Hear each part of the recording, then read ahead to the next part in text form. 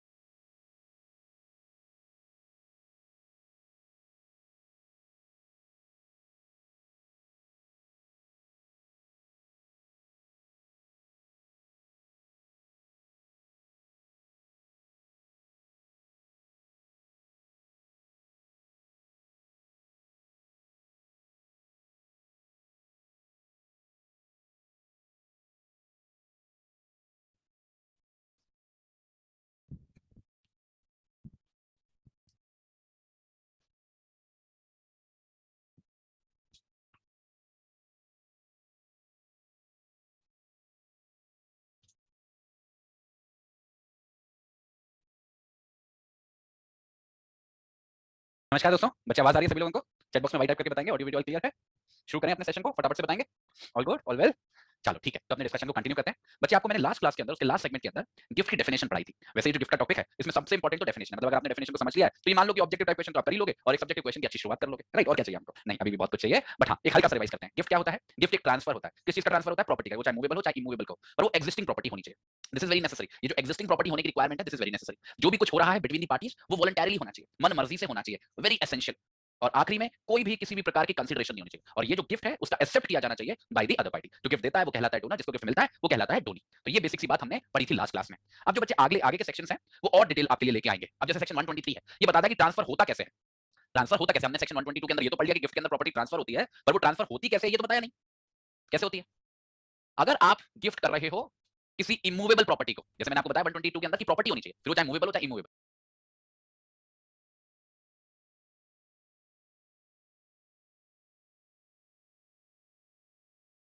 तो अगर आपकी प्रॉपर्टी जिसको आप गिफ्ट कर रहे हो अगर वो इमूवेबल प्रॉपर्टी है, तो ऐसी सिचुएशन में ये जरूरी है बच्चे, ये मैंडेटरी याद रख लेना कि ये जो ट्रांसफर है, मतलब ये जो गिफ्ट है, वो एक रजिस्टर्ड इंस्ट्रूमेंट के आधार पर ही हो सकता है, जिसको हम आमतौर पर बोलते हैं बच्चे गिफ्ट डीड। एक लिखित और रजिस्टर्ड डॉक्यूमेंट, रजिस्टर्ड इंस्ट्रूमेंट के द्वारा ही हो सकता है, जिसपे हस्ताक्षर होने चाहिए डोनर के या डोनर के बिहाफ पे उसके किसी रिप्रेजेंटेटिव के। और इतना ही नहीं बच्चे, ऐसा बहुत कम देखने को मिलता है, पर यहाँ पे ये बहुत महत्वपूर्ण है कि ये जो गिफ्ट डीड होगी, ये जो रजिस्टर्ड इंस्ट्रूमेंट होगा और इस पे जो हस्ताक्षर होंगे डोनर के, उसका अटेस्टेशन भी होगा। और अटेस्टेशन कौन करेंगे? एक नहीं बच्चे, दो विटनेसेस, टू विटनेसेस। तो अगर आप इमूवेबल प्रॉपर्टी को गिफ्ट दे रहे हो तो कॉन्टेक्स्ट क्या है? अगर इमूवेबल प्रॉपर्टी को आप गिफ्ट दे रहे हो तो आपको सबसे पहले चाहिए एक रजिस्टर्ड इंस्ट्रूमेंट। Registered instrument. और जब मैं रजिस्टर्ड इंस्ट्रूमेंट शब्द इस्तेमाल करता हूं ना, उससे दो बातें निकल के आती हैं। इंस्ट्रूमेंट का मतलब है राइटिंग में होना चाहिए, ओरल नहीं हो सकता, it has to be in writing. और रजिस्टर्ड का मतलब है कि उसका रजिस्ट्रेशन भी होना जरूरी है। तो ये जो राइटिंग है इसका रजिस्ट्रेशन भी होना जरूरी है। तो रजिस्टर्ड इंस्ट्रूमेंट के ही थ्रू हो सकता है। This is very essential. दूसरे नंबर पर ये जो रजिस्टर्ड इंस्ट्रूमेंट है, इस पे सिग्नेचर होंगे। सिग्नेचर होंगे किसके? डोनर के। डोनी के सिग्नेचर की रिक्वायरमेंट नहीं है बच्चे, डोनर की, गिफ्ट तो वही दे रहा है ना, उसी की प्रॉपर्टी किसी दूसरे व्यक्ति पे जा रही है, डोनर के या फिर उसके किसी रिप्रेजेंटेटिव के, उसके बिहाफ पे किसी और व्यक्ति के। और तीसरा, अटेस्टेशन होना चाहिए। और अटेस्टेशन बच्चे कोई भी कर सकता है, जरूरी नहीं है कि कोई कोर्ट का ऑफिसर हो या ये हो या वो हो, एनी पर्सन। पर हमको दो लोग चाहिए, दो विटनेसेस चाहिए। दो विटनेसेस के द्वारा अटेस्टेशन होना चाहिए। अटेस्टेशन का मतलब क्या है आपको याद होगा, मैंने टीपी की डेफिनेशन के अंदर पढ़ा था। अटेस्टेशन एक ऐसी प्रक्रिया है जहां पे वो जो विटनेस है वो डोनर को देखेगा कि उसने हस्ताक्षर किए या फिर उसके बिहाफ पे किसी और ने की, और उसे पर्सनल इंटीमेशन लेगा कि उसने साइन कर दिए हैं, तब विटनेस अपने अटेस्टेशन देगा। अटेस्टेशन का मतलब कुछ नहीं होता, वो भी अपने हस्ताक्षर ही देता है कि I have witnessed the execution of this document और साइन। ठीक है? तो अगर इमूवेबल प्रॉपर्टी इन्वॉल्व है तो रजिस्टर्ड इंस्ट्रूमेंट, एक लिखित दस्तावेज जो रजिस्टर्ड होना चाहिए, डोनर साहब के हस्ताक्षर या उनके बिहाफ पर किसी और के, और दो विटनेसेस के अटेस्टेशन। अगर ये रिक्वायरमेंट्स पूरी नहीं होंगी तो डिस्पाइट द फैक्ट कि 122 की बाकी रिक्वायरमेंट सारी पूरी हो रही हैं, जैसे एक प्रॉपर्टी का दूसरे प्रॉपर्टी पे जाना, प्रॉपर्टी का एग्जिस्ट होना, कंसीडरेशन का ना होना, उसको गिफ्ट नहीं बनाएंगी। ये बहुत इंपॉर्टेंट है समझना। अगर उसको गिफ्ट कहलवाना है तो आपको इमूवेबल प्रॉपर्टी होने की सिचुएशन में इन रिक्वायरमेंट्स को पूरा करना पड़ेगा। अगर आप इन रिक्वायरमेंट्स को पूरा नहीं करोगे तो प्रॉपर्टी ट्रांसफर नहीं होगी सेक्शन 5 के अनुसार। कहने का मतलब है जो गिफ्ट देने वाला व्यक्ति है वही उस प्रॉपर्टी का मालिक बना रहेगा और वो कन्वे होकर दूसरे व्यक्ति पर नहीं जाएगी। तो मतलब उसका कोई लीगल इफेक्ट होगा नहीं, उसका कोई भी लीगल इफेक्ट नहीं होगा। For that reason it is very essential कि आप इन रिक्वायरमेंट्स को पूरा कर, अगर आपको लीगल गिफ्ट करना है तो। ठीक है? और इलीगल गिफ्ट जैसी कोई चीज होती नहीं है। तो ये है इमूवेबल प्रॉपर्टी के बारे में। पर अगर प्रॉपर्टी, अगर गिफ्ट का सब्जेक्ट मैटर इमूवेबल प्रॉपर्टी नहीं है बल्कि एक मूवेबल प्रॉपर्टी है, बाइक है, गाड़ी है, मोबाइल फोन है, लैपटॉप है, तो ऐसे में दो रास्ते होते हैं हमारे पास, दो रास्ते होते हैं। पहला रास्ता तो वही रजिस्टर्ड इंस्ट्रूमेंट का जिसपे हस्ताक्षर होने चाहिए डोनर के, और दूसरा रास्ता है डिलीवरी का। ध्यान से देखिए, तो इमूवेबल प्रॉपर्टी में एक ही रास्ता है, there was only one way जिसमें ये तीनों रिक्वायरमेंट्स का पूरा होना जरूरी था, रजिस्टर्ड इंस्ट्रूमेंट, हस्ताक्षर, अटेस्टेशन। पर अगर कोई मूवेबल प्रॉपर्टी इन्वॉल्व होती है बच्चे, उसमें दो रास्ते होते हैं। पहला रास्ता तो वैसा ही है जो इमूवेबल प्रॉपर्टी में था कि रजिस्टर्ड इंस्ट्रूमेंट होना चाहिए, मतलब एक लिखित दस्तावेज होना चाहिए जो रजिस्टर्ड होना चाहिए, और दूसरा उस पे हस्ताक्षर होने चाहिए डोनर के। पर मूवेबल प्रॉपर्टी के मामले में अगर आप रजिस्टर्ड इंस्ट्रूमेंट का रास्ता चुनते भी हो तो वहां पे अटेस्टेशन की जरूरत नहीं है। ये तो करोगे, मतलब रजिस्टर कराओगे उस इंस्ट्रूमेंट को और उस पे डोनर के हस्ताक्षर कराओगे, इतना काफी होगा। पर इमूवेबल प्रॉपर्टी में अटेस्टेशन होना जरूरी होता है। और मूवेबल प्रॉपर्टी में जरूरी नहीं है कि आप इतना कुछ करो। आप सिंपली हैंड ओवर कर सकते हो अपनी प्रॉपर्टी का पोजेशन। तो मतलब प्रॉपर्टी को डिलीवर करना। तो मेरा लैपटॉप है, मैंने दूसरे व्यक्ति को दे दिया, तो मतलब केवल डिलीवर करने से प्रोडक्ट को there is a sufficient conveyance of property from one person to another. आपको कोई फॉर्मेलिटी करने की जरूरत नहीं है। आप देखते हो ना कि अगर मैं कुछ भी गिफ्ट देना चाहता हूं, अभी जैसे मैं अपनी कोई किताब गिफ्ट देना चाहता हूं, मुझे कुछ करने की जरूरत नहीं है, बस मेरे को उसको वो किताब दे देनी है, दैट्स इट। देना जरूरी है, डिलीवरी जरूरी है। मैं अपने मन में सोचता रहूं कि मैंने वो किताब उसको गिफ्ट दे दी और वो मेरे पास ही पड़ी है, तो फिर वो गिफ्ट नहीं है। Getting my point? देखो ध्यान से देखो, ये दो अलग रास्ते हैं, ये ओवरलैप नहीं करते। अगर कोई गिफ्ट है जिसको मैं कर रहा हूं और उसके बारे में मैंने किसी डॉक्यूमेंट को रजिस्टर करा रखा है और हस्ताक्षर करवा कर रखे हैं एज ए डोनर, तो कोई फर्क नहीं पड़ता कि मैंने वो प्रॉपर्टी उसको दी है या नहीं। हो सकता है वो मेरे पास भी पड़ी, कोई फर्क नहीं पड़ता अगर ये दो रिक्वायरमेंट्स पूरी होती हैं। तो यहाँ पे delivery of possession is not necessary अगर ये रिक्वायरमेंट्स पूरी हो रही हैं। तो इन द सेम मैनर अगर आप ये वाला रास्ता चुन रहे हो तो इसमें केवल एक ही बात मैटर करती है कि डिलीवरी ऑफ पोजेशन हो जाना चाहिए। कोई रजिस्टर्ड इंस्ट्रूमेंट है या नहीं उस बात का फर्क नहीं पड़ता। तो यहाँ पे प्रॉपर्टी को देना जरूरी है, यहाँ पे प्रॉपर्टी को देना जरूरी नहीं है। इन द सेम मैनर जब मैं इमूवेबल प्रॉपर्टी की बात कर रहा हूँ, वहां पे भी handing over of property is not necessary. अगर आपने रजिस्टर्ड इंस्ट्रूमेंट बना रखा है, साइन कर रखे हैं और अटेस्टेशन हो रखा है, एट दैट पॉइंट ओनली, जिस पॉइंट पे ये रिक्वायरमेंट्स पूरी हुई, गिफ्ट पूरा हो गया। हो सकता है प्रॉपर्टी 6 महीने बाद दी जाए, 1 साल बाद दी जाए, फर्क नहीं पड़ता, because that is not the essential requirement. Delivery के मामले में फर्क पड़ेगा केवल मूवेबल प्रॉपर्टी सिचुएशन में, और तब जब हम रजिस्टर्ड इंस्ट्रूमेंट का रास्ता नहीं बल्कि डिलीवरी का रास्ता चुन रहे हैं। तो आप सभी लोगों के दिमाग में आ रहा होगा, सर ये अच्छा इतना आसान ऑप्शन है जब हमारे पास, तो हमने ये ऑप्शन रखा ही क्यों है? क्यों ही कोई व्यक्ति कराएगा मूवेबल प्रॉपर्टी के बारे में रजिस्टर्ड इंस्ट्रूमेंट? बच्चे आप केवल ये मत देखो कि किसमें ज्यादा कंफर्ट है, कौन क्या ज्यादा आसानी से हो रहा है। देखो एविडेंशियली वैल्यू किसकी ज्यादा है। कल को अगर डिस्प्यूट उठेगा कि कोई प्रॉपर्टी गिफ्ट हुई या नहीं, मानो किसी व्यक्ति ने आपको कोई प्रॉपर्टी गिफ्ट की और अब वो मुकर जाए कि मैंने तो गिफ्ट की नहीं थी, संबंध खराब हो जाए, तो कहां पे ज्यादा आसान होगा उस गिफ्ट को साबित करना? यहाँ पर या यहाँ पर? यहाँ पर। यहाँ पे मेरे पास रजिस्टर्ड इंस्ट्रूमेंट है कि मेरे को गिफ्ट दी गई है, उस पे हस्ताक्षर है डोनर के। केवल डिलीवरी के आधार पर मैं कब तक डिफेंड करूंगा? अगर डोनर ने बोल दिया कि मैंने तो डिलीवरी गिफ्ट के तौर पर नहीं दी थी, मैंने तो डिलीवरी ऐसे इसको एज लाइसेंस ही दी थी कि कुछ दिन रह लेगा, तो फिर क्या करोगे? कैसे बटोरोगे इंटेंशन को? किसी के दिमाग की बात को कैसे बटोरोगे कि किसी व्यक्ति ने किस इंटेंशन के साथ डिलीवरी दी? तो केवल कंफर्ट को मत देखो कि कितनी आसानी से क्या काम हो रहा है, देखो कि कल को पंगा पड़ा तो कहां क्या काम आएगा। ये किसी काम नहीं आएगा आपके। ये भले ही गिफ्ट पूरा करने में सक्षम है, गिफ्ट आपका पूरा हो गया लीगली, बट अगर उसको कभी चैलेंज करेंगे तो बड़ा मुश्किल हो जाएगा आपको उसको साबित करने के लिए। But on the other hand यहाँ पे आपके लिए बड़ा आसान। तो कभी भी कोई मूवेबल प्रॉपर्टी, छोटी मोटी तो ठीक है, पेन किताब दे दी आपने, बट हमेशा देखना कभी गाड़ी बेचोगे, बाइक बेचोगे, कुछ भी वैल्यूएबल बेचोगे, there will always be this, just to prove it, just to prove it. ठीक है? तो दो तरीके से प्रॉपर्टी का ट्रांसफर होता है। इमूवेबल प्रॉपर्टी का तरीका क्या है? इमूवेबल प्रॉपर्टी का तरीका क्या है? ये वाला registered instrument sign attestation. Movable property का तरीका क्या है? ये दोनों रजिस्टर्ड इंस्ट्रूमेंट साइन डिलीवरी। ठीक है? ये हमारा सेक्शन 123 है। अब आते हैं 124 पर। एक बात पे मैं बार-बार एम्फसाइज कर रहा हूं, जब से इस चैप्टर को शुरू किया है मैं बार-बार उस पॉइंट को पिन आउट कर रहा हूं कि प्रॉपर्टी एक्जिस्टिंग होनी चाहिए, प्रॉपर्टी एक्जिस्टिंग होनी चाहिए। गिफ्ट केवल एक्जिस्टिंग प्रॉपर्टी का हो सकता है। कल को मेरे को कोई प्रॉपर्टी मिलने वाली है, उसका मैं गिफ्ट नहीं कर सकता। कितनी बार बोल दी मैंने ये बात? क्यों बोल दी? क्योंकि बहुत महत्वपूर्ण है ये बात, वेरी एसेंशियल टू अंडरस्टैंड। इसके लिए बच्चे हमारे पास सेक्शन 124 भी है। ये बात करता है gift of existing and future property. ध्यान से देखना, कोई भी गिफ्ट अगर इस नेचर का है जिसमें एक्जिस्टिंग प्रॉपर्टी भी इन्वॉल्व है जो होनी चाहिए, और फ्यूचर प्रॉपर्टी भी इन्वॉल्व है जो नहीं होनी चाहिए। अगर ऐसी परिस्थिति हो जाए, कोई गिफ्ट है जिसमें मैं 2 गाड़ियां किसी को गिफ्ट दे रहा हूं, एक गाड़ी मेरे पास अभी है, दूसरी मैं परसों खरीदने वाला हूं, तो अगर मैं ये ट्रांजैक्शन आज कर रहा हूं, जब मैंने दूसरी गाड़ी भी खरीदी नहीं है, फ्यूचर मेरी प्रॉपर्टी है, तो ये गिफ्ट जो होगा ये वॉइड होगा, पूरा वॉइड नहीं होगा, उस हद तक जिस हद तक वो फ्यूचर प्रॉपर्टी के बारे में। तो ये माना जाएगा कि इस गिफ्ट के अंदर केवल वही प्रॉपर्टी कवर्ड है जो अभी मेरे पास है। तो फॉर एग्जांपल मानो ये एक व्यक्ति है और ये एक व्यक्ति है, ये व्यक्ति इस व्यक्ति को 2 गाड़ियां बेचता है, 2 गाड़ी गिफ्ट करता है, सॉरी, ये गाड़ी उसके पास अभी है, इसको वो खरीदने वाला है परसों तरसों जब भी है। मानो इस गिफ्ट डीड के अंदर दोनों उसने गिफ्ट की, पर ये गिफ्ट वैलिड होगा केवल इस प्रॉपर्टी के बारे में, इस प्रॉपर्टी के बारे में नहीं। तो कल को जब ये इस प्रॉपर्टी को खरीद भी लेगा तो ये इससे मजबूर नहीं कर सकता कि ये तो मेरी गाड़ी है, मेरे को दो, आपने मेरे को गिफ्ट कर दी थी, नहीं, नहीं कर सकता। अगर उसे गिफ्ट करना होगा तो दोबारा से करना पड़ेगा, क्योंकि अब वो प्रॉपर्टी एक्जिस्टिंग बनी है, फ्यूचर नहीं, जब उस गाड़ी को खरीद लेगा। ठीक है? तो वो गिफ्ट जो है टू द एक्सटेंट वो फ्यूचर प्रॉपर्टी को इन्वॉल्व कर रहा है, उस एक्सटेंट तक वॉइड होगा। बच्चे इसमें बहुत बच्चे गलती करते हैं, बहुत बच्चे, 80% बच्चे इसमें गलती करते हैं। बच्चे वो पूरा ट्रांजैक्शन वॉइड नहीं है, डिस्पाइट द फैक्ट कि वो एक ही डीड है और एक ही डीड में दोनों तरीके की प्रॉपर्टी है। वो केवल उस हद तक अमान्य है जिस हद तक उसमें फ्यूचर प्रॉपर्टी की बात, बस। ठीक है? इस बात को दिमाग में रखना। Come to section 125। ये बड़ा इंपॉर्टेंट सेक्शन है। इसके ऊपर बच्चे कभी आपके पास फैक्ट्स के सिचुएशन में क्वेश्चन आ सकता है, और जरूरी नहीं है सब्जेक्टिव, ऑब्जेक्टिव टाइप भी बन सकता है फैक्ट्स के रूप में। ध्यान से देखना परिस्थिति को। मैंने आपको बताया है कि किसी भी गिफ्ट के लिए एक्सेप्टेंस बड़ी जरूरी है। डिस्पाइट द फैक्ट कि कोई भी सिचुएशन है जिसमें कोई प्रॉपर्टी ट्रांसफर की जा रही है, it is without consideration, it is voluntarily, it is of existing movable और इमूवेबल प्रॉपर्टी, मतलब सारी रिक्वायरमेंट्स पूरी हो रही है। पर जब तक एक्सेप्टेंस नहीं होगा तब तक गिफ्ट पूरा नहीं है, तब तक प्रॉपर्टी ट्रांसफर नहीं हुई है, कन्वे नहीं हुई है। तो वो बात तो समझ में आ गई, पर हम यहाँ पे क्या प्रीसपोज कर रहे थे? हमने किस कॉन्टेक्स्ट में उस बात को समझा था कि एक ही व्यक्ति है जिसको कोई प्रॉपर्टी मिल रही है, तो वो जब एक्सेप्ट कर लेगा उसका वो गिफ्ट हो जाएगा। पर सेक्शन 125 थोड़ा सा ब्रॉड जा रहा है। ये कह रहा है कि अगर कभी कोई गिफ्ट, कोई भी चीज गिफ्ट की जा रही है और वो 2 या 2 से ज्यादा लोगों को दी जा रही है, मतलब जिन लोगों को गिफ्ट मिल रहा है उनका नंबर 2 या 2 से ज्यादा, मतलब 1 से ज्यादा, और ऐसी परिस्थिति में उसमें से कोई एक है या 1 से ज्यादा है जिसने उस गिफ्ट को एक्सेप्ट नहीं किया है, और उनमें से कुछ हैं जिन्होंने एक्सेप्ट कर लिया है, तो ऐसी परिस्थिति में ये जो डीड होगी ये वॉइड होगी उस हद तक जिस हद तक ये उस व्यक्ति के बारे में है जिसने उसको स्वीकार नहीं किया है, और ये डीड वैलिड होगी उस हद तक उन लोगों के बारे में जिन लोगों ने उसको एक्सेप्ट कर लिया है। तो जैसे फॉर एग्जांपल मानो ये मैं हूं, ठीक है, मैंने एक गिफ्ट डीड बनाई अपने 3 बच्चों के फेवर में, एक ही डीड है, उसके अंदर मैंने अपनी गाड़ी अपने बड़े बेटे को दी, बड़े बेटे को, एक मेरा स्कूटर उसके छोटे बेटे को दिया, और एक मेरी साइकिल उसके छोटे बच्चे को दी, मतलब अपने सबसे छोटे बच्चे को दी। है ये एक ही गिफ्ट का ट्रांजैक्शन।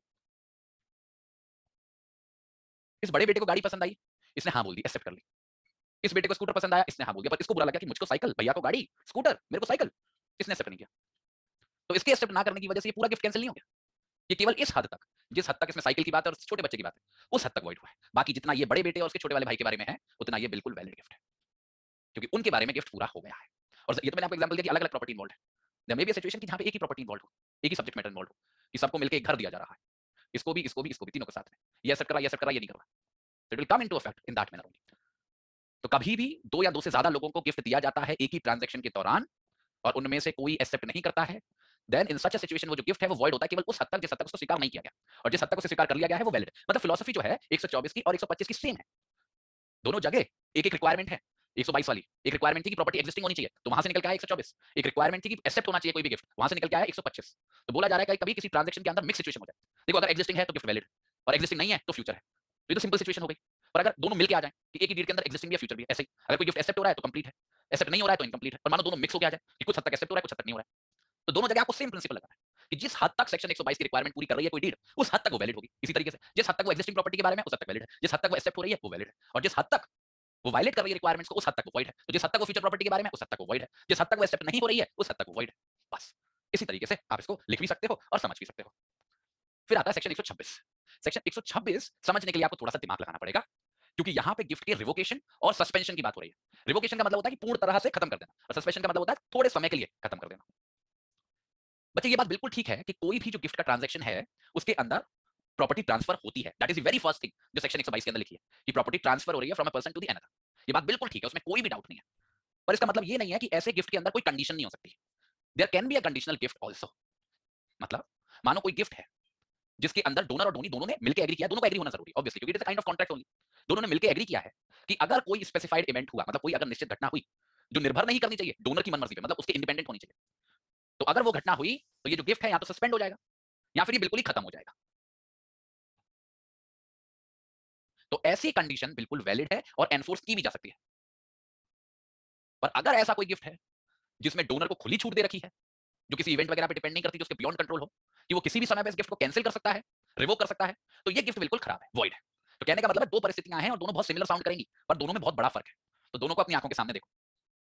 पहली परिस्थिति है कि डोनर है एक तरफ और एक तरफ डोनी है, और दोनों मिलकर एग्री कर रहे हैं एक कंडीशन के बारे में, और वो जो कंडीशन है वो जुड़ी हुई है किसी स्पेसिफाइड इवेंट से, स्पेसिफाइड इवेंट के होने से। पर खास बात क्या है, ये जो स्पेसिफाइड इवेंट है ये डोनर के कंट्रोल में नहीं है, डोनर का इसके ऊपर कोई कंट्रोल नहीं है इस स्पेसिफाइड इवेंट के ऊपर। तो ऐसी परिस्थिति में ये जो कंडीशन है जो स्पेसिफाइड इवेंट से जुड़ी हुई है कि अगर ये स्पेसिफाइड इवेंट हुआ तो कोई गिफ्ट सस्पेंड हो जाएगा या रिवोक हो जाएगा, तो ये बिल्कुल वैलिड गिफ्ट है। तो जब तक वो स्पेसिफाइड इवेंट नहीं होता, डोनी ही उस प्रॉपर्टी का मालिक बना रहेगा, और जैसे ही वो स्पेसिफाइड इवेंट हो जाएगा तो वो गिफ्ट कैंसिल हो जाएगा, और अगर रिवोकेशन की स्थिति है तो वो डोनर को मिल जाएगा या फिर सस्पेंड हो जाएगा समय के लिए। जैसे फॉर एग्जांपल डोनर ने डोनी को कोई प्रॉपर्टी दी, गिफ्ट कर दी, पर उसमें कंडीशन लगा दी। मानो डोनर की उम्र बहुत हो गई, 45 एज हो गई है डोनर की, और डोनी जो है वो डोनर का मानो ब्रदर है, भाई है, और उसका डोनर का इस दुनिया में कोई भी नहीं है उसकी पत्नी के अलावा, पत्नी से उसकी खास बनती नहीं है, तो ये नहीं चाहता कि उसकी प्रॉपर्टी पत्नी के पास जाए। तो उसने अपनी प्रॉपर्टी अपने भाई को गिफ्ट दे दी जो डोनी है हमारे एग्जांपल में, पर उसके अंदर एक कंडीशन लगा दी कि अब तो मेरी उम्र वैसे बहुत ज्यादा हो गई है, पर कल को अगर मेरे घर में मेरा कोई बच्चा पैदा होता है, तो ये जो गिफ्ट मैंने आपके फेवर में किया है, ऐसा केस है, तो ये गिफ्ट रिवोक हो जाएगा और ये प्रॉपर्टी वापस मिल जाएगी, क्योंकि मैं ये प्रॉपर्टी फिर मैं अपने बच्चे को दूंगा। अगर ऐसा नहीं होगा तो ये प्रॉपर्टी हमेशा आपकी रहेगी, पर अगर ऐसा हो गया तो ये प्रॉपर्टी रिट्रैक्ट होकर मेरे पास आ जाएगी और मैं ये प्रॉपर्टी अपने बच्चे को देना चाहता हूँ, रिवोक हो जाएगी। ऐसी कंडीशन लगाई। एनालाइज करो इस कंडीशन को, दोनों ने म्यूचुअली एग्री किया है, हाँ कंडीशन है स्पेसिफाइड इवेंट के बारे में, हाँ बच्चा पैदा होने के बारे में। अब सवाल ये है कि ये डोनर के कंट्रोल में है या नहीं। अब इसको कैसे इंटरप्रेट करोगे? बच्चा पैदा करना, तो हैव अ चाइल्ड, इसको दो तरीके से इंटरप्रेट कर सकते हो। कुछ लोग सोचोगे कि हाँ कंट्रोल में है, सेक्सुअल इंटरकोर्स करेगा तो हो जाएगा, पर कुछ लोग बोलेंगे दिस इज, कोई गारंटी तो नहीं है कि हो ही हो, खासकर उसकी उम्र देखें तो it is an example, perfect example of a situation जो कोई इवेंट दोनों तरीके से इंटरप्रेट किया जा सकता है, डोनर के कंट्रोल के एंगल से भी और डोनर के आउट ऑफ कंट्रोल के एंगल से भी। पर एक बात याद रखिएगा, ये गिफ्ट वैलिड गिफ्ट तभी माना जाएगा अगर हम इस कंक्लूजन पर रीच करेंगे कि ये स्पेसिफाइड इवेंट डोनर के कंट्रोल के बाहर है, जैसा इस केस में हुआ जो मैं आपको बता रहा हूं। कोर्ट ने उसको इसी तरीके से इंटरप्रेट किया that child like giving birth to a child it is something which though a human being plays a crucial role, हम एक इंपॉर्टेंट रोल प्ले करते हैं in the process, but we are not the only factor जो matter करते हैं उसके लिए, तो it can't be said to be something जो हमारे कंट्रोल में है। फॉर दैट रीजन इस कंडीशन को वैलिड माना गया और गिफ्ट को वैलिड कर दिया गया। और वहीं मानो अगर ऐसी सिचुएशन होती है, ऐसा कोई इवेंट होता है जैसे डोनर डोनी को गिफ्ट दे रहा है, अपने भाई को गिफ्ट दे रहा है, और ये कंडीशन लगा रहा है कि कल को अगर मैंने दूसरी शादी कर ली तो मैं ये गिफ्ट को वापस ले लूंगा। तो दिस इज समथिंग जिसके कंट्रोल में, दूसरी शादी करना, किसी का नाम भी नहीं बताया, किसी से भी कर सकता है दूसरी शादी। तो ये जो कंडीशन है ये इनवैलिड है, इनवैलिड गिफ्ट है, डोनी को कुछ नहीं मिलेगा, वो प्रॉपर्टी डोनर की ही रहेगी।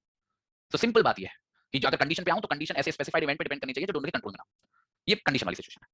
दूसरा जो एक्सप्लिसिट एक्सक्लूजन है वो इस बात पे है कि डोनर है और डोनी है, दोनों लोग म्यूचुअली एग्री कर रहे हैं और इस बात पे एग्री कर रहे हैं कि डोनर के पास पावर रहेगी एब्सोल्युटली कि वो किसी भी समय गिफ्ट को कैंसिल कर सकता है। है म्यूचुअल अंडरस्टैंडिंग। अब धोनी को तो बच्चे फायदा ही मिल रहा है, वो तो कहेगा चलो जब तक रहेगा तब तक ठीक है, पर कानूनी पॉइंट ऑफ व्यू से ये गलत है, ये एक वैलिड गिफ्ट को जन्म नहीं दे सकता। तो अगर धोनी के यहाँ पे कंडीशन कंडीशन की बात नहीं है, यहाँ पे सिंपली धोनी के पास पावर है to cancel it out, it doesn't depend on any specified event. दोनों में फर्क है, स्पेसिफाइड इवेंट की भी परिस्थिति में हम इंटरप्रेट करते हैं कि दोनों के कंट्रोल में है या नहीं, यहाँ पे स्पेसिफाइड इवेंट पिक्चर में नहीं है, it is a simple case जहाँ पे डोनर जब चाहे तब कैंसिल कर सकता है। तो ये तो एब्सोल्युटली इनवैलिड है, और ये डिपेंड करता है कि स्पेसिफाइड इवेंट डोनर के कंट्रोल में है या नहीं, अगर नहीं है तो वैलिड है, अगर है तो इनवैलिड है। ठीक है, तो इस तरीके से आप देखोगे कि कब रिवोकेशन हो सकता है और कब गिफ्ट का सस्पेंशन हो सकता है। इसके अलावा कोई भी परिस्थिति नहीं है जिस परिस्थिति के अंदर किसी गिफ्ट को रिवोक किया जा सके।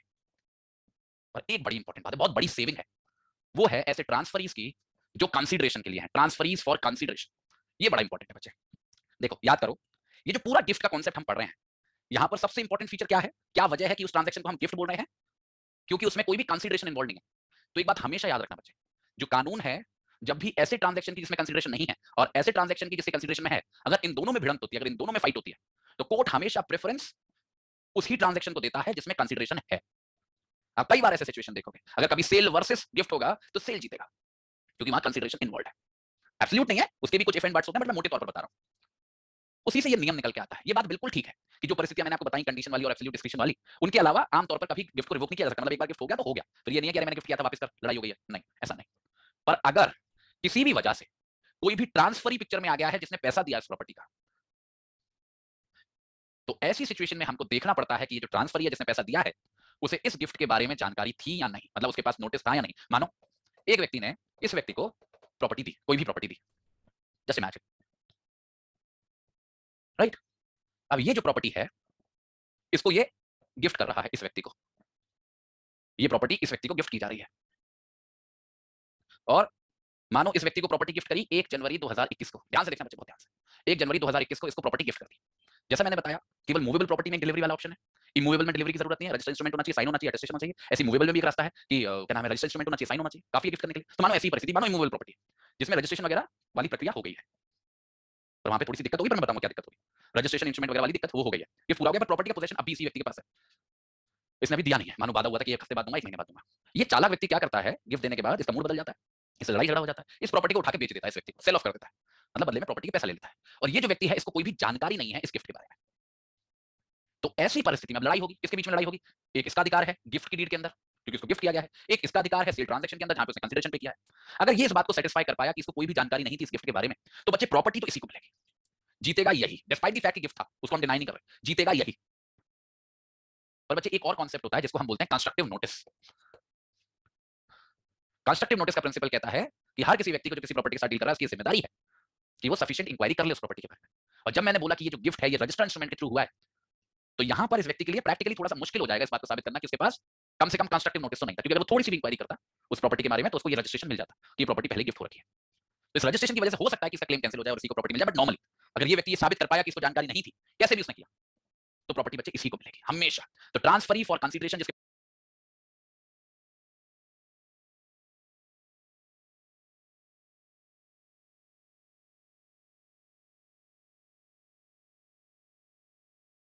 पास नोटिस नहीं है, जो विदाउट नोटिस है, उसका अधिकार हमेशा किसी डोनी से ऊपर होता है,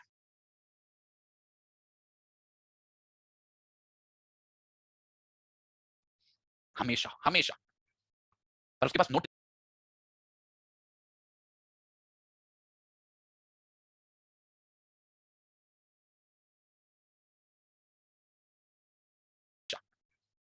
पर उसके पास नोटिस नहीं होना चाहिए, दिस इज इंपॉर्टेंट पॉइंट। ठीक है, कुछ एग्जांपल देखो। ए नाम का व्यक्ति है जो अपनी जमीन, अपना फील्ड बी को दे देता है और अपने पास राइट रखता है कि वो बी की परमिशन से वो उस फील्ड को वापस ले लेगा अगर जो बी है और उसके जो डिसेंडेंट्स हैं, बी है और उसके जो बच्चे हैं, वो अगर ए से पहले मर जाते हैं। तो मतलब ए बी को गिफ्ट तो दे रहा है, पर ये शर्त लगा रहा है कि अगर तुम्हारी मौत और तुम्हारे बच्चों की मौत मेरे से पहले हो गई तो ये गिफ्ट कैंसिल हो जाएगा और ये प्रॉपर्टी वापस मेरे पे चली जाएगी। तो आप बताओ ये क्या है, किस बात का इंस्टांस है, ये कंडीशन है? क्या वो कंडीशन डोनर के कंट्रोल में है, इसको मारना, इसका मरना या इसके बच्चों का मरना? नहीं। तो ये एक वैलिड कंडीशन है, इससे गिफ्ट डीड खराब नहीं होगी, वो गिफ्ट भी वैलिड है और कल को अगर ये स्पेसिफाइड इवेंट हुआ तो गिफ्ट वापस होकर रिवोक होकर ए के पास ही चला जाएगा। और दूसरा देखो, ए जो है वो 1 लाख रुपए देता है बी को और अपने पास रिजर्व करता है बी की परमिशन से, सहमति से, कि वो 10,000 रुपए उस 1 लाख रुपए में से वापस ले लेगा जब वो चाहे तब। 1 लाख रुपए गिफ्ट किए हैं ए ने बी को, पर कंडीशन केवल 10,000 के बारे में, 10,000 को वो वापस ले सकता है। तो ये 10,000 जो वापस लेने वाली बात है बच्चे, क्या है तो कंडीशन, पर वो कैसी कंडीशन है, सॉरी कंडीशन, ये तो अल्टीमेट, ये दूसरी वाली कैटेगरी है जहां पे एब्सोल्यूट राइट मिल रहा है डोनर को कि वो कभी भी कैंसिल कर सकता है। तो ये तो एब्सोल्युटली वॉइड है, ये तो किसी इवेंट पे डिपेंडेंट ही नहीं है। तो ये क्या पूरा गिफ्ट वॉइड हो जाएगा? नहीं नहीं नहीं, वही वाला प्रिंसिपल जो मैंने बताया, उस हद तक जिस हद तक इसमें खराबी है। क्योंकि ये जो अधिकार है वापस लेने का वो केवल रुपए 10,000 के बारे में है 1 लाख में से, तो बाकी के जो 90,000 हैं उसके बारे में ये गिफ्ट बिल्कुल वैलिड है। पर ये जो 10,000 रुपए हैं जिसमें वापस लेने का अधिकार है कभी भी अपनी मर्जी से, तो ये इनवैलिड है। तो जो प्रॉपर्टी ट्रांसफर होगी डोनी के फेवर में वो केवल 90,000 के लिए होगी, 10,000 के लिए नहीं होगी। ठीक है? Need it in 10 minutes? Just Blinkit. Download the Blinkit app now. मैंने कंट्री डिलाइट का सब्सक्रिप्शन लिया। अब मुझे जल्दी से बताओ आप सभी लोग, section 124, section 125 and section 126, are we all clear about the sections बच्चे? क्लियर है? जल्दी बताएंगे चैट बॉक्स में वाइट टाइप करके। सब समझ में आया? वो वाली समझ में आई, transferee with consideration with notice और विदाउट नोटिस, उस कॉन्टेक्स्ट को एक बार दोबारा लेक्चर सुनना पड़ेगा, सुन लेना, ठीक है?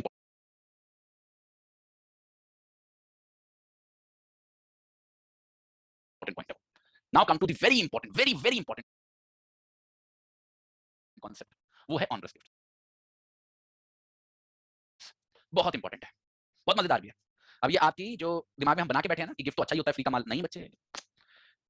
जब भी कोई भी चीज आपको मिलती है ना, तो आपको बेनिफिट्स और लायबिलिटीज दोनों उठाने पड़ते हैं हमेशा। कभी भी केवल कोई भी चीज फायदा लेके नहीं आती। अब मर्सिडीज भी आपको कोई गिफ्ट देगा ना, उसके साथ भी लायबिलिटी जुड़ी हुई है कि आपको उसमें पेट्रोल भरवानी पड़ेगी। हाँ, उसका फायदा बहुत बड़ा है in comparison to the liability, but still there is some liability. तो every gift comes with rights as well as the liabilities. वहीं से ये ऑनरस गिफ्ट का कांसेप्ट आया है। ध्यान से सुनना बच्चे। देखो, गिफ्ट तो बच्चे किसी भी चीज का हो सकता है। वो जिसको गिफ्ट मिल रहा है उसके लिए फायदेमंद भी हो सकता है, उसके लिए नुकसानदायक भी हो सकता है। इसीलिए हमने बोला है ना कि उसके पास चॉइस है। गिफ्ट तभी पूरा होगा जब वो उसको एक्सेप्ट करेगा। तो आमतौर पर अगर उसके फायदेमंद होगा तो वो एक्सेप्ट करेगा, फायदेमंद नहीं होगा तो एक्सेप्ट नहीं करेगा। पर कभी कभी परिस्थिति थोड़ी सी मिक्स हो जाती है। मानो कोई गिफ्ट दिया जा रहा है किसी व्यक्ति को, एक ही गिफ्ट एक ही ट्रांजैक्शन के थ्रू हो रहा है, एक ही डील के थ्रू हो रहा है, और उसी एक ही डील के अंदर उसको कई चीजें दी जा रही हैं, जिसमें से कुछ चीजें तो उसके फायदे की हैं और कुछ चीजें उसके नुकसान की हैं, जिसमें लायबिलिटी ज्यादा है। तो ऐसी परिस्थिति में हमारे डोनी को चूज करना पड़ेगा। या तो वो उस गिफ्ट को पूरे का पूरा स्वीकार करेगा, या फिर वो उस गिफ्ट को पूरे का पूरा रिजेक्ट करेगा। वो ये नहीं कह सकता कि इस गिफ्ट के अंदर जो फायदे वाली चीज है वो मुझे दे दो, जो नुकसान वाली है उसको रहने दो। नहीं, if it is coming out of a single transaction, ये इंपॉर्टेंट है। अगर वो एक ही ट्रांसफर के थ्रू आ रही है, दोनों चीजें, अच्छी भी चीज खराब भी चीज, तो आपको या तो दोनों को लेना है या दोनों को रिजेक्ट करना है। फॉर एग्जांपल, ये जो ए व्यक्ति है बी व्यक्ति को अपनी 2 कंपनीज गिफ्ट करता है। 2 कंपनी है इसकी, उनका मालिक है ये कंपनी बहुत प्रॉफिट कमा रही है और ये कंपनी घाटे में चल रही है बिल्कुल, इसमें तो भैया डूब जाएगा कोई भी आदमी।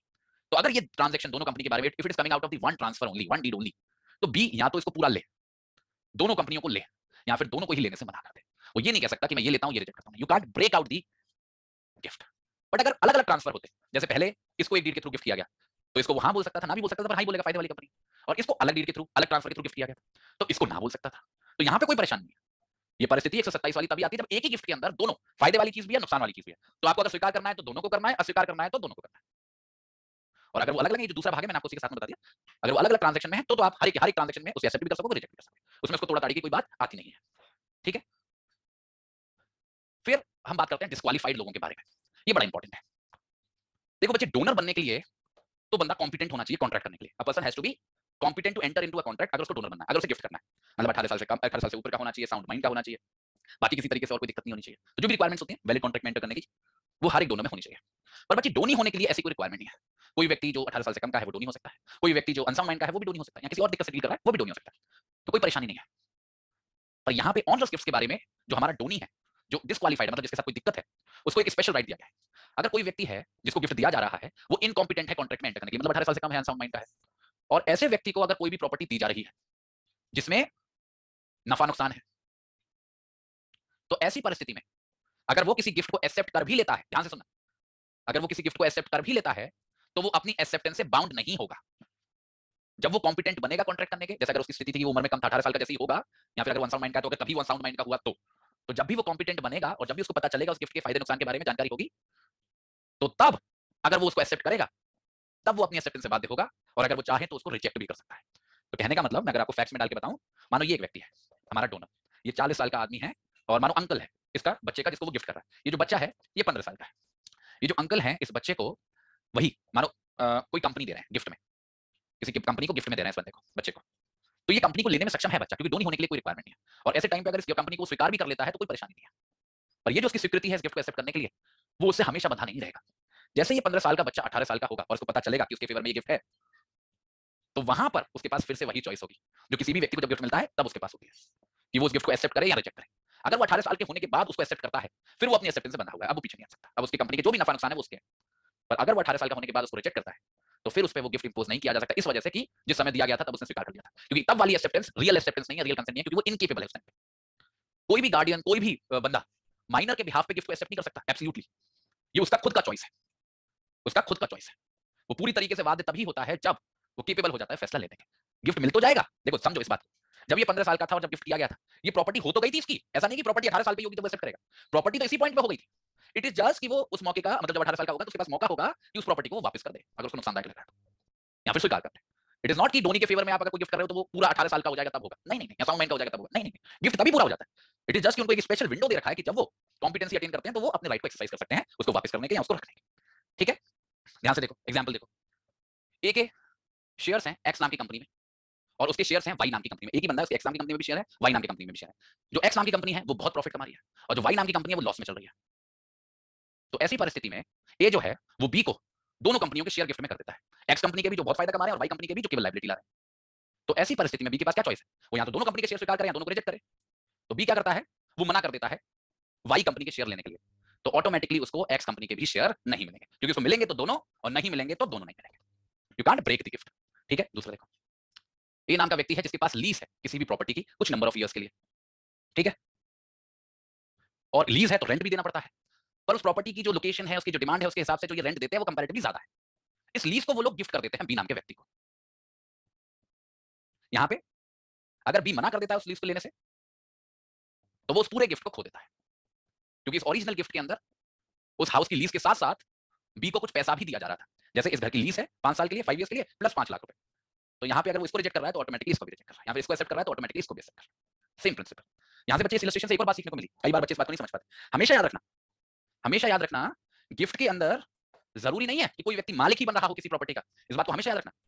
टीपीए के अंदर केवल 2 इंस्टांसेस हैं जहां पे ओनरशिप का ट्रांसफर होना जरूरी होता है, और वो 2 इंस्टांसेस हैं सेल के और जो हमने आज पढ़ा एक्सचेंज के।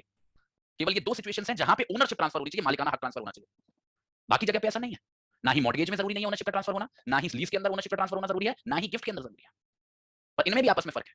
जैसे मॉर्गेज में तो ओनरशिप ट्रांसफर हो ही नहीं सकती, कंडीशनल सेल वाली भी परिस्थिति में तभी होती है जब डिफॉल्ट होता है। लीज में तो जो प्रिंसिपल है वही इस बात पे डिपेंड करता है कि केवल पोजेसरी राइट दे रहे हो, ओनरशिप दोगे तो लीज कहलाएगी नहीं। पर गिफ्ट में दोनों सिचुएशन हो सकती है, गिफ्ट में ओनरशिप दी भी जा सकती है, नहीं भी दी जा सकती है। आप गिफ्ट देख के मालिकाने हक का भी गिफ्ट दे सकते हो या फिर किसी और इंटरेस्ट का भी गिफ्ट दे सकते हो।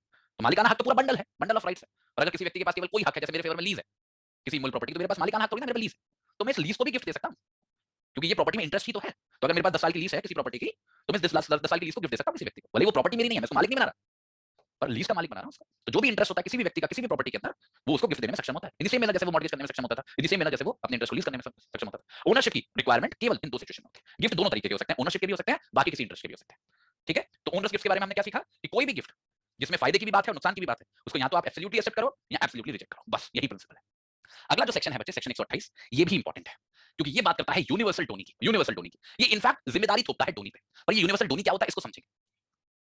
अगर किसी भी व्यक्ति को डोनर अपनी सारी की सारी जायदाद दे दे रहा है, अपनी सारी प्रॉपर्टी दे दे रहा है, तो ऐसी परिस्थिति में डोनी की ये जिम्मेदारी हो जाती है कि उस व्यक्ति की, जो व्यक्ति ने उसको अपनी सारी जायदाद दे दी है, उसके जो भी उधार हैं, उसकी जो भी लायबिलिटीज हैं, उनको वो ही चुकाएगा।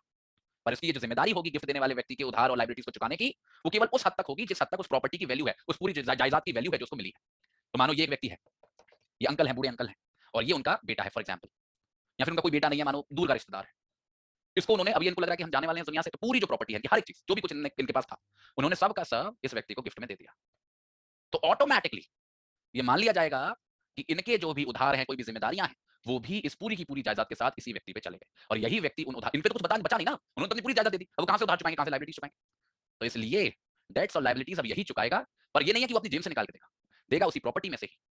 इसलिए जो मैक्सिमम लायबिलिटी होगी इस व्यक्ति की भी, इस व्यक्ति के डेट्स और लायबिलिटीज को चुकाने की, वो उसी हद तक होगी जिस हद तक इस प्रॉपर्टी की वैल्यू है। मानो ये प्रॉपर्टी की वैल्यू है 1 करोड़ रुपए की, तो वो केवल 1 करोड़ तक की ही मैक्सिमम डेट्स और लायबिलिटीज चुकाएगा। तो यहाँ पे वो जीरो बैलेंस हो जाएगा, उसको कुछ मिला नहीं, कुछ फायदा नहीं हुआ, पर वो घाटे में मिल गया। ऐसा नहीं कि उसको प्रॉपर्टी 1 करोड़ की मिली पर उसे चुकवा 1.5 करोड़ ली, नो। ठीक है, पर ये जो कॉन्सेप्ट है डेट्स और लायबिलिटीज वाला, बच्चे हर सर्कमस्टेंस में नहीं आता। जब भी कोई व्यक्ति किसी को गिफ्ट करता है तब नहीं आता कि आप मैं अगर अपना कुछ गिफ्ट कर दूं दूसरे व्यक्ति को तो मेरी लायबिलिटीज और डेट्स वो चुकाएगा, नहीं। It only comes into situation जब पूरी जायदाद, पूरी प्रॉपर्टी किसी को गिफ्ट की जाती है, जब अपने पास कुछ भी रिटेन नहीं किया जाता है। मानो उसके 2 घर थे इस अंकल के, उसने केवल एक गिफ्ट किया, एक इसके पास अभी भी है, तो इसके डेट्स और लायबिलिटीज ट्रांसफर नहीं होंगे, अपने डेट्स और लायबिलिटीज ये उसी प्रॉपर्टी से चुकाएगा जो इसके पास है। और ये प्रॉपर्टी क्योंकि अब दूसरे व्यक्ति की हो गई है, इसका इस्तेमाल नहीं होगा उस डेट्स और लायबिलिटीज में। पर अगर ये दोनों ही घरों को दे देता है, देन द डेट्स और liabilities also get transferred. This is the concept of universal Tony, जहां पे होल प्रॉपर्टी होने के ट्रांसफर होने पर डेट्स और लायबिलिटीज भी ट्रांसफर हो रही है। पर ये जो 128 है, ये सब्जेक्ट टू 127 है। यहाँ पे भी जो डोनी है उसके पास चॉइस होती है। अगर उसे लग रहा है कि मेरे को कोई गिफ्ट किया जा रहा है और वो पूरी जायदाद का किया जा रहा है, पर इस व्यक्ति जो मेरे को कर रहा है ये पूरी प्रॉपर्टी मेरे को गिफ्ट, इसकी प्रॉपर्टी तो थोड़ी सी वैल्यू की है, पर इसकी जो डेट्स और जो लायबिलिटीज है वो बहुत ज्यादा है, तो रिजेक्ट कर सकता है। अगर मुझे नहीं चाहिए भाई, मुझे लफड़े में नहीं पड़ना, मैं क्यों चुकाता फिरूंगा किसी की डेट और लायबिलिटीज, तो मना कर सकता है। तो फिर वो यूनिवर्सल डोनी की पोजीशन में नहीं आएगा। पर अगर वो स्वीकार करता है then he also becomes liable for debts and liabilities. अब बच्चे आखिरी सेक्शन है गिफ्ट के कॉन्सेप्ट का, जो सेविंग क्लॉज है। ये सेविंग क्लॉज बच्चे दो कॉन्टेक्स्ट में पढ़ना, इसको भी कई बच्चे गलत तरीके से पढ़ते हैं। इसमें दो चीजें, एक चीज नहीं है। पहला सेव किया गया है मोहम्मदन लॉ को। मोहम्मदन लॉ का जो गिफ्ट है, गिफ्ट का जो लॉ है मोहम्मदन कानून के अंदर, पर्सनल लॉ के अंदर, उसको सेव किया गया है। और डोनेशंस मोर्टिस कॉजा को सेव किया गया है, मतलब मरते वक्त जो गिफ्ट दिए जाते हैं उनको सेव किया गया है। बोला जा रहा है कि कोई भी गिफ्ट, अगर कोई व्यक्ति, पहले वाली सर्कमस्टेंस बता रहा हूं ये वाली, अगर कोई भी व्यक्ति गिफ्ट कर रहा है अपनी प्रॉपर्टी या कोई भी चीज किसी दूसरे व्यक्ति को, मानो ये व्यक्ति है जो इस व्यक्ति को गिफ्ट कर रहा है, अगर ये जिस समय पे गिफ्ट कर रहा है उस समय पे ये अपनी कंटेम्पलेशन ऑफ डेथ में, मतलब इसको लग रहा है कि मेरी मृत्यु होने वाली है, जो एज वगैरह की वजह से भी हो सकती है, हादसे की वजह से हो सकती है, किसी को गोली लग गई उसको लग रहा है कि मैं मर रहा हूं, तो समथिंग लाइक दैट आल्सो। तो कोई भी व्यक्ति अगर कोई गिफ्ट कर रहा है in contemplation of death, contemplation of death मतलब उसको लग रहा है कि उसको मरने वाला है वो, तो वहां पर ये जो सेक्शंस हमने पढ़े, ये सेक्शंस लागू नहीं होते हैं।